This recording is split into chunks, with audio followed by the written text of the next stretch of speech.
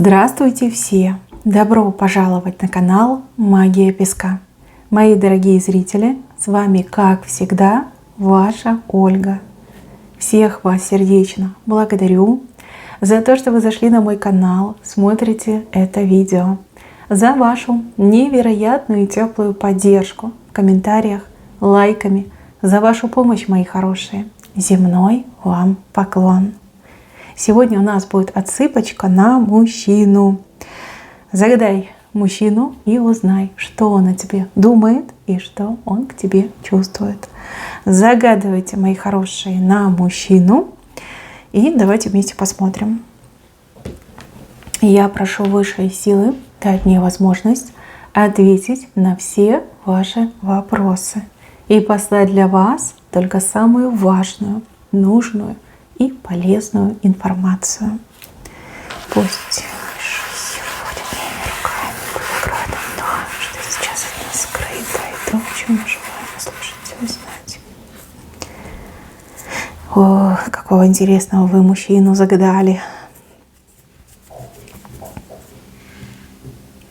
Здесь мужчина, он в раздрае находится. У него почва из-под ног уходит. Он не знает, что ему делать. То ли радоваться, то ли плакать, да, печалиться. Живет он, скорее всего, как встречами. Да? Вот, пока он вас не видит, еще как-то более-менее функционирует по жизни, да, чем-то заниматься может.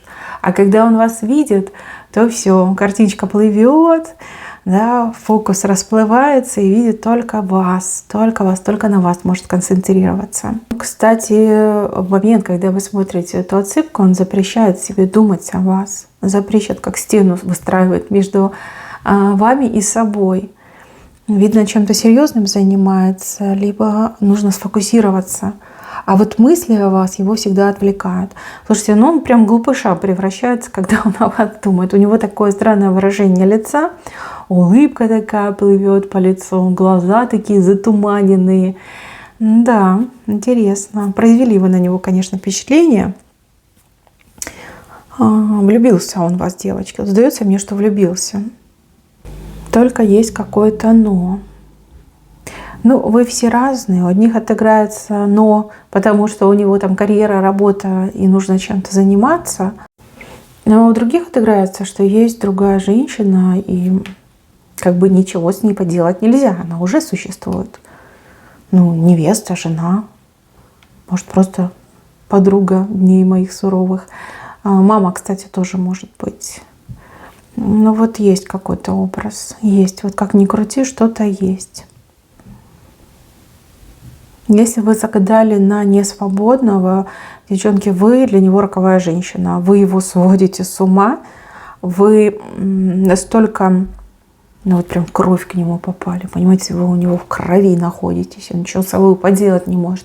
Его разрывают бешеные чувства. С одной стороны, он не свободен, есть обязательства перед другой. А с другой стороны, вот он никогда так не любил, никогда так не влюблялся, как влюбился в вас. И вот у него крышу сносит, он не знает, что с этим делать. Он не понимает, как ему решить этот вопрос, как решить эту задачу. Кстати, не исключено, что он даже кому-то ходил. Ну вот из моей специальности, из моей специфики. Да? Может, там гадалка, эзотерик. Кому-то обращался и говорит, ну что это, я хочу остуду, я хочу успокоиться, я ничего не могу делать, я постоянно думаю об этой женщине, что произошло, может быть, она меня приворожила, может, причаровала. Но его там успокоили, сказали, что это любовь, и все нормально, все естественно, но влюбился, ну что, встретил свою женщину, свою половиночку, и поэтому влюбился. Да, непростая ситуация на самом деле. Да, еще она непростая тем, что вы все разные. У кого-то действительно треугольник образовывается, а кто-то мужчину такого, знаете, трудоголика себе выбрал. Либо на трудоголика загадал. Если мы говорим о работе, то у мужчины есть серьезные цели, серьезные намерения. У мужчины большой такой, знаете, запас прочности. И он еще и человек слова. Возможно, он кому-то пообещал, возможно, он сам себе пообещал. Вот. А мысли о вас, вот эта влюбленность в вас, она его здоровски отвлекает. И, конечно, не камильфо получается. И там, грубо говоря, у меня ничего не получается, ни на что у меня не стоит. И тут как бы я не могу с ней общаться, потому что мы еще там мало знакомы, плохо знакомы, вообще не знаю, как к ней подойти. И нужно ли мне к ней подходить. Думает часто, думает постоянно. У кого-то еще отыграется, что вы загадали на мужчину, с кем вы, ну, например, живете в разных местах, ну, в разных городах, например, может быть, даже в разных странах. Вот, еще и расстояние, да, как гигантский барьер, который невозможно преодолеть. Угу. Ну, сложная у мужчины ситуация. Еще раз говорю, да, у него тут полный раздрай в жизни происходит. Но он не знает, что ему делать. Он не знает, как ему выбраться из этой ситуации. И вы вот на прекрасное, желанное. И он такой беспомощный. Ни на что решиться не может, либо ничем заняться не может. Да, вы для него искусительница, вы для него роковая женщина. Сдается мне, что именно вами высшие силы этого мужчину испытывают. Либо испытывают на прочность, либо испытывают, ну, может, карму какую-то должен пройти, отплатить, выплатить. Да, такое вот тяжелое судьбоносное испытание проходит. Он думает, что вы какая-то не настоящая, ну, не то чтобы неземная, вот. Что вы неземная, что женщин таких не существует, что вы мираж, что вы как это, проекция, голограмма. Что если к вам подойти, до вас дотронуться, то вы раз и исчезнете. Такие мысли его посещают. Вот он вспоминает вас, либо рассматривает ваши фотографии и думает, ну вот как? Как женщина может быть такой прекрасной? Как женщина может быть такой желанной? Что со мной? Вот сам себе по щекам хлещет и понять не может. Да. Влюбился. Прям тянет и тянет очень сильно. А еще один интересный факт. Когда этот мужчина рядом с вами, он либо вообще молчит, либо ведет себя странно ведет. Он не может, что ли, о своих чувствах сказать, либо не решается, либо у него язык к небу приклеивается. Он такой, я рыба. Да, я рыба, могу только булькать. Ну вот прям да, девочки. И сказать о своих чувствах не могу, и забыть не могу, и проявиться не могу, и предложить мне нечего. Да, вот как-то странно у него все идет. А вы, девчонки, им тоже очень интересуетесь, вам он тоже очень понравился, либо кажется очень привлекательным. Возможно, даже ситуация, что изначально он вам не понравился, либо вы на него внимания не обратили, а потом со временем, там, может быть, там, какие-то разговоры, либо какие-то встречи, начали к нему присматриваться, и да, понравился, да, симпатичный, что-то в нем есть, да, какая-то харизма, привлекательность, что-то в нем есть. Еще его кто-то хвалил при вас. Хвалил, и вы тоже очень впечатлились. Я не могу сказать, что вы в него влюбились, хотя у кого-то так и отыграется. Все-таки у нас общее, да, мы смотрим общую ситуацию, общее восприятие. Но то, что он вам нравится, это 100%. 100%. Но здесь какой-то замысел судьбы. Вот как ни крути, замысел судьбы. Сдается мне, да, действительно, мужчина проходит проверку. Или вы для него дар судьбы, но который нужно еще заслужить. Знаете, как этих спортсменов подбадривают? Ты давай, говорят, пробеги, либо там что-нибудь, штангу подними, вон твой приз. Да? Вот отдельно там стоит столик, на котором эти кубки, либо там этот приз, да, там, может, деньги какие-то. И вот они смотрят и вдохновляются. И вот мне сдается, что высшие силы тоже по такому пути пошли. Они показали вас и говорят, вот твой приз, вот твой подарок небес. Но ты давай там постарайся, да, дотянись до этого подарка, заслужи, да, заработай. Вот. А он пока не понимает, что ему делать надо. Не понимает. Да. У него, кстати, даже какие-то неприятности в жизни начались. Либо на работе, потому что он не может концентрироваться, либо с этой женщиной, потому что она прям чувствует, что он прям другой стал, такой загадочный, задумчивый, странно улыбается, там на нее вообще внимания не обращает. А она там говорит, а он прям не слушает. И она прям начинает его там расспрашивать, что такое, что с тобой случилось, почему ты такой рассеянный, невнимательный, что случилось? А он сказать ничего не может. Бурчит себе под нос и уходит куда-то. Ах, девочки, ах, девочки. Ну вот странно, давайте я еще на карту посмотрю. Просто это очень странно. Вы о нем забыть не можете, а он прям ничего не может с собой поделать, чтобы о вас не думать. И я не вижу, чтобы вы прям вместе были. Вас главной фигурой показывают в отсыпке. Вы смотрите, какая вы большая, да, и какой он крошечный. Вы большая, он крошечный. Вот она, стежка небольшая, она в его голове. Но он никак не может решиться к вам подойти. Но еще чего-то боится. Боится вас, может быть, боится. Либо, если вы не свободны, может быть, вашего мужа, либо жениха боится.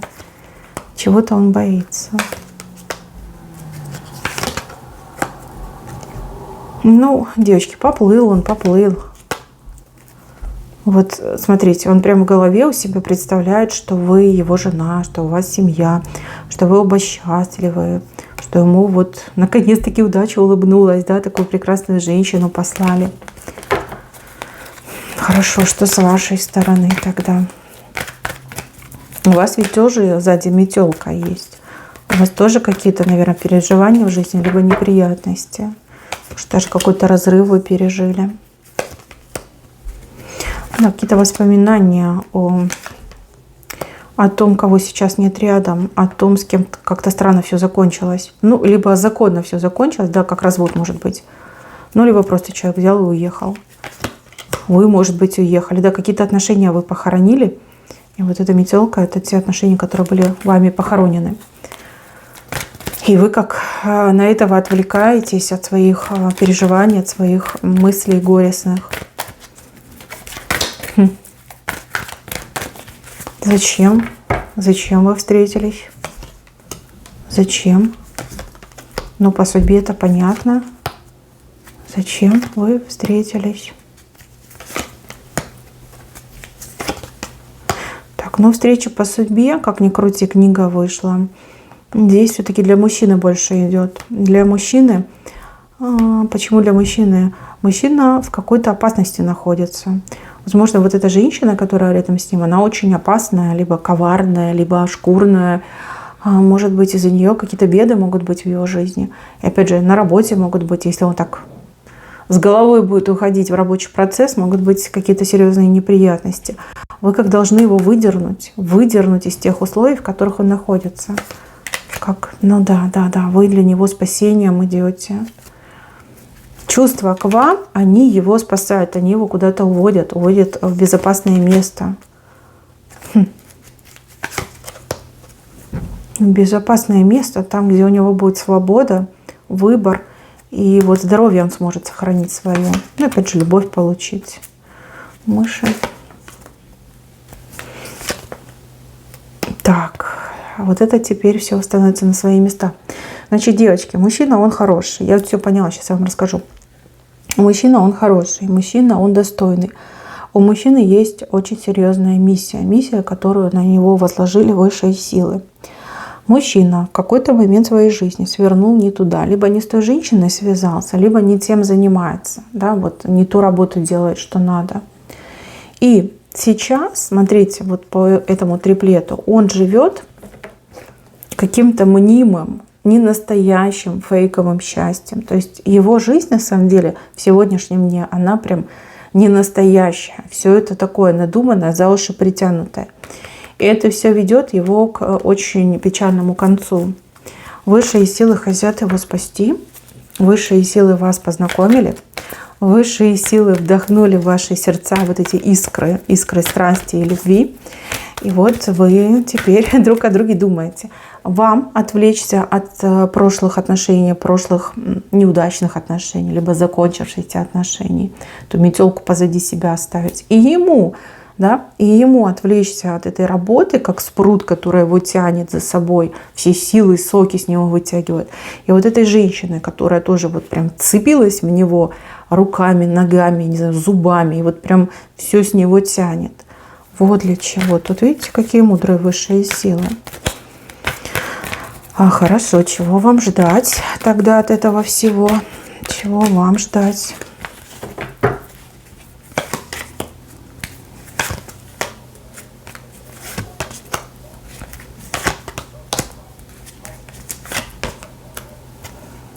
Ну вот, все понятно. Он от той женщины, либо с той работы, с той ситуации он вырвется.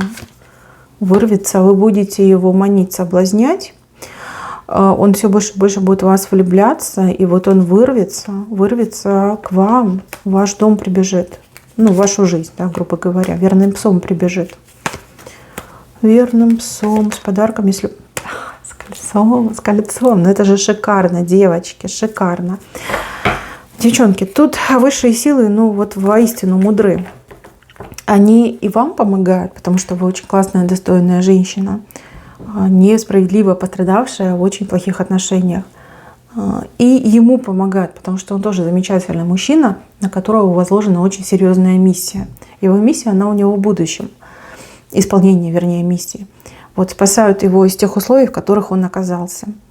То есть вы будете его соблазнить, вы будете его манить, он все больше и больше будет в вас влюбляться, пока вот прям не обрубит все то, что его тянет вниз, все то, что ему не позволяет быть с вами. Мне сдается, что он будет делать вам предложение. Понятно, что не у всех так отыграется, но предложение, вот именно руки и сердце, выйди за меня замуж, он будет делать. Кому-то из девчонок так 100% будет делать. На это все, конечно, время уйдет. Это не случится завтра, либо послезавтра, потому что здесь, судя по временным отрезкам, ну, где-то месяца 3-4 точно. Вот на то, чтобы вырваться, ускакать. Видите, здесь он тоже всадником показан. Всадник, который скачет к вам. И вот эта женщина, она его не может удержать. Хвост лошади выскальзывает из ее рук. И работа тоже не может его удержать. Все-таки к вам будет скакать. К вам. Ну вот в венце вы вдвоем. Он такой счастливые ручки поднял, вы такая счастливая ручки подняли. И у вас общий очаг. Общий очаг, общее. Ну это общий дом, совместное проживание. Вот говорят же судьбоносные отношения. Вот у вас судьбоносные отношения. Они никогда не бывают простыми. И не так-то просто они даются. Но раз они даются, высшие силы прям как гарантируют, да, гарантируют взаимное счастье. Девчоночки, что вам делать? Да ничего не делайте. Это его испытание, он его должен пройти. Для вас он просто момент, чтобы отвлечься от старого, от прошлого, от грустных воспоминаний, мыслей.